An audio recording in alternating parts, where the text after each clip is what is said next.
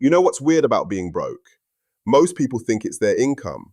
They're calculating how much more they need to earn, blaming their salary, their job, the economy. But here's what nobody admits.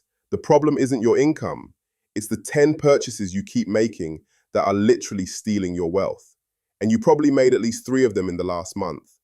My name is Leo, and I've spent years analyzing why people with identical incomes end up in completely different financial situations. There are specific purchases that act like financial sinkholes, draining money so fast that no income can keep up. If you want to stop feeling broke and actually build wealth, subscribe to the channel and let us know where you're watching from. This isn't about living like a monk. This is about recognizing that certain purchases destroy wealth disproportionately. Someone making $60,000 can be financially comfortable with growing savings. Someone else making the same amount is drowning in debt. The difference? Whether they've fallen into these 10 purchasing traps. Most financial advice tells you to cut your daily coffee. That saves a few $100 a year. The purchases we're covering today, they're costing you thousands, sometimes tens of thousands annually. This is where real money disappears. Let's start with the biggest wealth destroyer, that new car in your driveway. The moment you drive a new car off the lot, it loses 20% of its value, instantly. Over the first year, 30% gone. Over 5 years, 60% vanished. That $35,000 car, worth $14,000 in 5 years. You lost $21,000 plus interest. The average new car payment is over $700 monthly. That's $8,400 per year, $50,400 over 6 years, not including higher insurance or maintenance. Here's what that $700 monthly could do instead. Buy a reliable used car for $15,000 cash and invest the difference. At 8% returns over 6 years, over $62,000 in actual growing wealth. Wealthy people drive 10-year-old Hondas. They're not cheap, they're smart. Every dollar on a depreciating asset can't compound for your future. A 3-year-old certified pre-owned vehicle is just as reliable, looks just as good, costs half as much.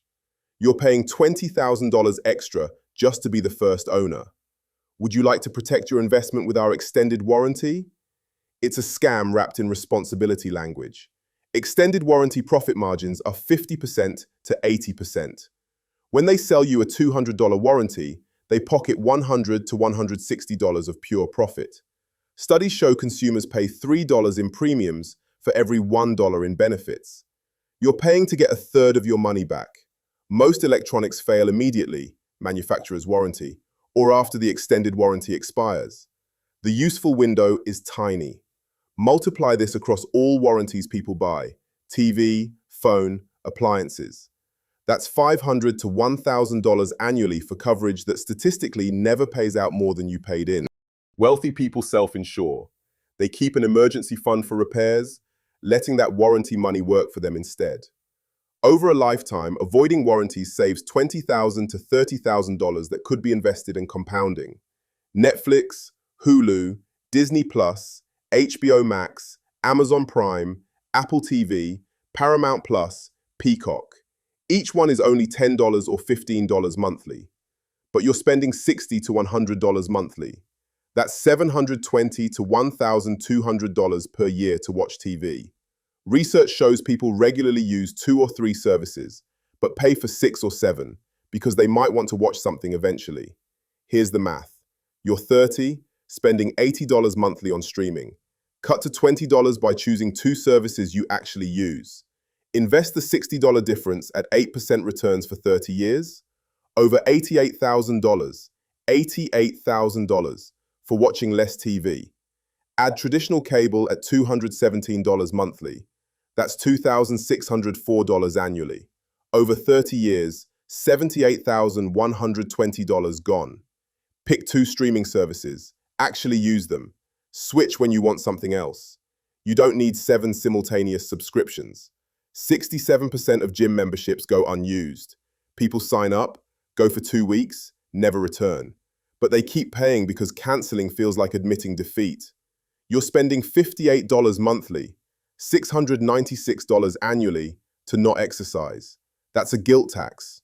Worse is the Premium Fitness Club, at $150 to $200 monthly, $2,400 per year for a gym you visited 5 times. Over 10 years, $24,000. That could have bought $2,000 in home equipment or grown to $35,000 invested. A $20 Planet Fitness membership works as well as a $200 Equinox membership if you actually show up. Fancy amenities don't create discipline. Wealthy people cancel immediately when not using something. No guilt, just ruthless efficiency. The average household spends $3,500 yearly dining out. In major cities, eating out 4 or 5 times weekly, $6,000 to $8,000 annually. A restaurant meal costs $20 per person. The same meal at home costs $5 to $7. You're paying 3 to 4 times more for convenience. Spending $500 monthly eating out? Cut to $150 by cooking at home. You're saving $350 monthly. At 8% returns over 20 years, that's $205,000. $205,000. That's your dining out habits' real cost. Meal prepping takes 2 or 3 hours on Sunday. Ready-to-eat meals all week for a fraction of takeout costs. The problem isn't difficulty, it's planning ahead. If you can't max retirement accounts, have no emergency fund, or carry credit card debt, you cannot afford to eat out 4 times weekly. Cooking isn't optional when building wealth. It's mandatory. 0% financing for 24 months. That $2,000 couch suddenly feels like $83 monthly. But that furniture is marked up 100 to 200% above wholesale. And if you don't pay off the balance within the promotional period, all deferred interest gets added retroactively at 27%. Most people don't pay it off in time. Then they're paying 27% interest backdated to purchase. Even if you do pay on time, you've trained your brain to think in monthly payments instead of total cost. That's how people end up with 5 or 6 furniture payment plans, consuming $400 to $500 monthly. You can buy quality furniture used for a fraction of the price. Facebook Marketplace, estate sales, people give away furniture constantly. Wealthy people pay cash for furniture or buy used. They recognize every monthly payment is money not working for their future. Lottery tickets are a tax on people who don't understand math. The average American spends $223 yearly on lottery. Regular players? Closer to $600 annually. Low-income neighborhoods? $1,000 to $2,000. $600 per year at 8% returns over 30 years becomes $75,000. $75,000 guaranteed wealth versus 1 in 300 million odds. The expected value of a lottery ticket is negative 50 cents on every dollar. You're paying 50 cents for something worth 0. You're more likely to be struck by lightning, attacked by a shark, and elected president in the same year than win Powerball. Wealthy people don't play the lottery. They understand wealth is built through consistent, boring, reliable actions, not gambling on infinitesimal odds.